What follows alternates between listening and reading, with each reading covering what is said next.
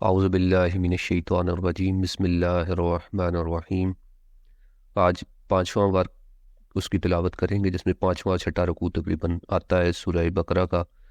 اور یہاں پہ بنی اسرائیل کے ساتھ خطاب ہے۔ بنی اسرائیل سے مراد یہ نہیں ہے کہ ابھی چونکہ یہودیوں سے خطاب ہے تو اس میں مسلمانوں کے لیے کوئی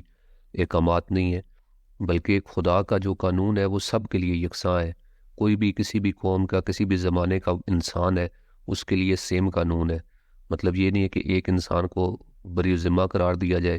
اور دوسرے کو جو ہے سزا دے دی جائے اسی وجہ سے۔ تو یہ جو ہے، آئیے شروع کرتے ہیں اور لازمی قرآن پاک کی تلاوت کو سنیں۔ اللہ تبارک و تعالیٰ فرماتے ہیں، اے بنی اسرائیل، میری وہ نعمت یاد کرو جس سے میں نے تمہیں نوازا ہے، اور میرے عہد کو پورا کرو، میں تمہارے عہد کو پورا کروں گا، اور تم لوگ صرف مجھ ہی سے ڈرتے رہو، اور میری نازل کردہ اس کتاب پر ایمان لاؤ جو تمہارے پاس موجود کتاب کی تصدیق کرنے والی ہے، اور سب سے پہلے تم ہی اس کے منکر مت بنو، اور میری آیات کو تھوڑی قیمت پر فروخت نہ کرو، اور صرف میرے غضب سے بچنے کی فکر کرو، اور حق کو باطل کے ساتھ خلط نہ کرو، اور جان بوجھ کر حق کو نہ چھپاؤ۔ یعنی یہ جو آیات نازل ہو رہی ہیں اس میں ان کو بھی خطاب ہے، اور باقی بھی جتنے بھی مسلمان ہیں ان کے لیے بھی ہے۔ ان کو تو یہ ہے کہ سب سے پہلے اس لیے نہ بنو کہ وہ پہلے سے کہتے تھے کہ ایک رسول آئے گا جو کہ ہمارے لیے ہدایت لے کے آئے گا، اور ان کی کتابوں کے اندر لکھا ہوا ہے۔ تو کہا ہے سب سے پہلے تم ہی اس کا انکار کرنے والے نہ بن جاؤ، اور ساتھ احکامات دیے جا رہے ہیں کہ عہد کو پورا کرو اور خدا سے ڈرتے رہو، اور جو خدا کی جو آیات ہیں ان کو تھوڑی قیمت پہ مت بیچو۔ تھوڑی قیمت یہ مطلب نہیں ہے کہ زیادہ قیمت پہ بیچو، کہ تھوڑی قیمت کا مطلب یہ جو دنیا ہے اس کے پیچھے اگر کسی چیز کو تم خدا کے احکامات کو فروخت کرتے ہو، ان کو چھپاتے ہو، تو یہ بہت تھوڑی قیمت ہے۔ اگر یہ پوری کائنات بھی تم دے دو اور اس کے بدلے تمہیں مل جائے، اور اس کے بدلے میں تم خدا کی آیات کو چھپا لو، تو اس کا مطلب تم نے بہت گھاٹے کا سودا کیا ہے، بہت تھوڑی قیمت لگائی ہے۔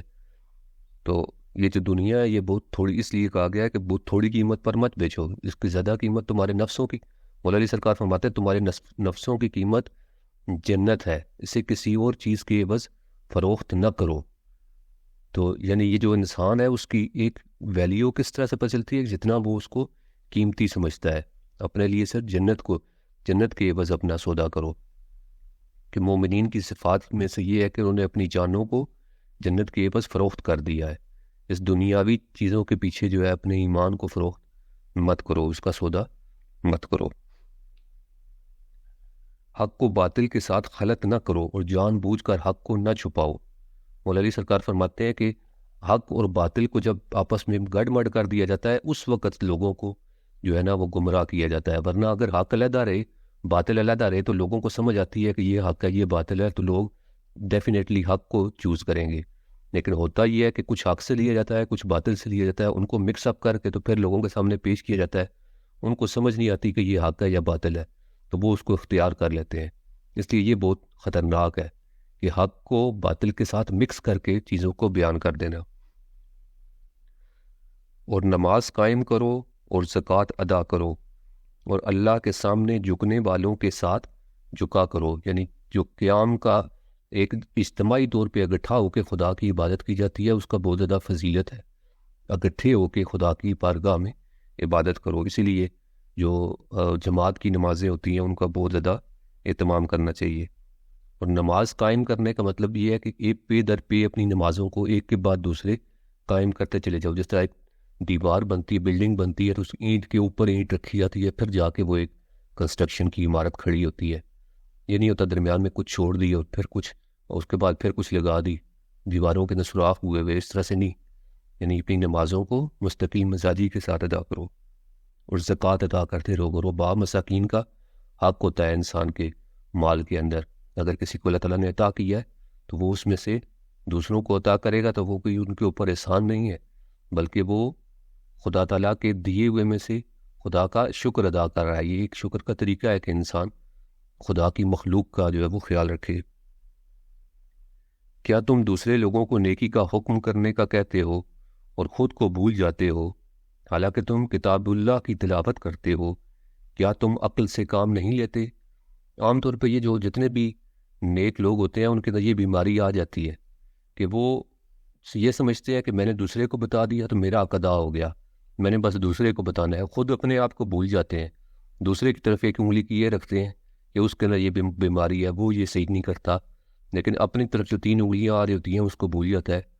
کہ اصل چیز تو میرا حساب ہوگا، یہ جو میں کسی اور کو بتا رہا ہوں یہ اس لیے ہے کہ چلو میرے لیے بھی کوئی ثواب کا ذریعہ بن جائے، وہ کوئی نیک عمل کریں گے تو مجھے بھی اس کا ثواب مل جائے گا، لیکن اصل چیز یہ ہے کہ میں نے کیا عمل کیا ہے، اگر میں نے اچھا عمل کیا ہوگا تو مجھے جنت ملے گی، میں نے غلط عمل کیا ہوگا تو مجھے دوزخ ملے گی، اس لیے پہلے اپنی فکر کرنی چاہیے، اس کے ساتھ پھر دوسروں کو بھی رہنمائی کرنی چاہیے، اپنے خاندان کو بھی، دوسروں کو بھی، یہ بھی اس کی ذمہ داری میں ہے، لیکن یہ نہیں ہے کہ صرف دوسروں کو سکھاتے رہو اور اپنے اوپر عمل کرنے کی باری ہے تو اس کو بس ٹھیک ہے میں نے بتا دیا، خود عمل نہیں کرتا۔ اور صبر اور نماز کا سہارا لو، اور یہ نماز بارے گراں ہے مگر خشوع رکھنے والوں پر نہیں، مگر خشوع و خضوع جو انسان رکھتا ہے، جو خدا کے آگے عاجزی رکھتا ہے، خدا سے ملاقات کا شوق رکھتا ہے، اس کے لیے یہ نماز بارے گراں نہیں ہے، لیکن جو ایک دفعہ ان نمازوں سے دور ہوتا ہے، خدا سے دور ہوتا ہے، وہ جس وقت نماز کی طرف جانے لگتا ہے تو اس کو بہت بوجھ محسوس ہوتا ہے، بہت بوجھل قدموں کے ساتھ وہ یہ قرآن نے بھی کہا ہے کہ انسان اس وقت بہت جس طرح ایک مسلز ہوتے ہیں ان کی ایکسرسائز ہوتی ہے، وہ جس وقت انسان اٹھاتا رہتا ہے مسلز کے لیے تو اس کے مسل عادی ہو جاتے ہیں، لیکن جب کوئی پہلی دفعہ اٹھانے لگتا ہے اس کو بہت مشکل لگتا ہے، بھاری لگتا ہے وہ، لیکن پریکٹس سے جو ہے وہ آسان ہو جاتا ہے۔ تو کہا ہے صبر اور نماز سے جو ہے وہ سارا لو، یہ انسان کی کامیابی کے لیے یہ 2 چیزیں بہت زیادہ ضروری ہیں۔ جنہیں اس بات کا خیال رہتا ہے کہ انہیں اپنے رب سے ملنا ہے اور اسی کی طرف لوٹ کر جانا ہے، یعنی یہ جو نیک کام ان کے لیے بیان کیے جا رہے ہیں جو اس چیز کا خیال رکھتے ہیں کہ واقعتاً ایک دن خدا کے سامنے جانا ہے۔ اے بنی اسرائیل، میری وہ نعمت یاد کرو جس سے میں نے تمہیں نوازا اور تمہیں عالمین پر فضیلت دی، اور اس دن سے بچنے کی فکر کرو جس دن نہ کوئی کسی کا بدلہ بن سکے گا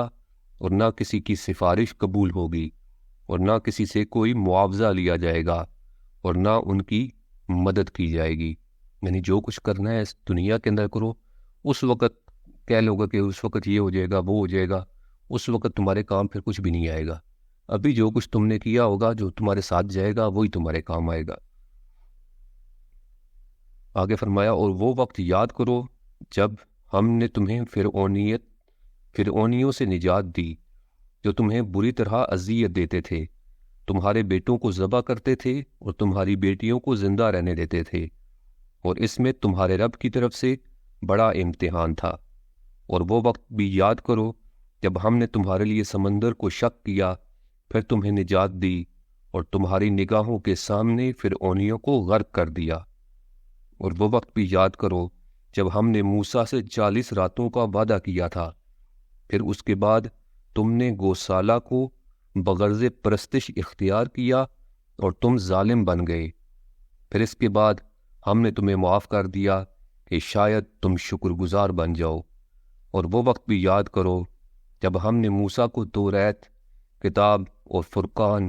حق و باطل میں امتیاز کرنے والا قانون عطا کیا تاکہ تم ہدایت حاصل کرو۔ اور وہ وقت بھی یاد کرو جب موسیٰ نے اپنی قوم سے کہا، اے میری قوم، تم نے گوسالہ اختیار کر کے یقیناً اپنے آپ پر ظلم کیا ہے، پس اپنے خالق کی بارگاہ میں توبہ کرو اور اپنے لوگوں کو قتل کرو، تمہارے خالق کے نزدیک تمہارے حق میں یہی بہتر ہے، پھر اس نے تمہاری توبہ قبول کر لی، بے شک وہ خوب توبہ قبول کرنے والا مہربان ہے۔ یعنی یہ قانون تھا کہ جس نے پھر کیا گوسالہ کی پرستش کی تھی، اس بچڑے کو معبود بنایا تھا، ان سب کو جو ہے سزائے موت جو ہے وہ سنائی گئی۔ حضرت موسیٰ علیہ السلام نے یہ سزائے موت کا اعلان کیا کہ جو جس نے پرستش کی ہے اس کے لیے سزائے موت ہے، اور وہاں پر پھر اس وقت جو ہے انہوں نے اپنے جو ان کے رشتہ دار تھے، جو ان کے افراد تھے جو اس کے اندر ملوث تھے، ان سب کو قتل کیا تھا، اور جس کے بعد پھر اللہ تعالیٰ نے باقی قوم کی توبہ جو ہے وہ قبول کر لی تھی۔ اور وہ وقت یاد کرو جب ہم نے کہا اے موسیٰ ہم آپ پر ہرگز یقین نہیں کریں گے جب تک ہم خدا کو اعلانیہ نہ دیکھ لیں۔ اس پر بجلی نے تمہیں گرفت میں لے لیا اور تم دیکھتے رہ گئے۔ پھر تمہارے مرنے کے بعد ہم نے تمہیں اٹھایا کہ شاید تم شکر گزار بن جاؤ، اور ہم نے تمہارے اوپر بادل کا سایہ کیا اور تم پر منو سلوہ اتارا۔ ان پاکیزہ چیزوں میں سے کھاؤ جو ہم نے تمہیں عنایت کی ہیں، اور وہ ہم پر نہیں بلکہ خود اپنی ہی جانوں پر ظلم کرتے تھے۔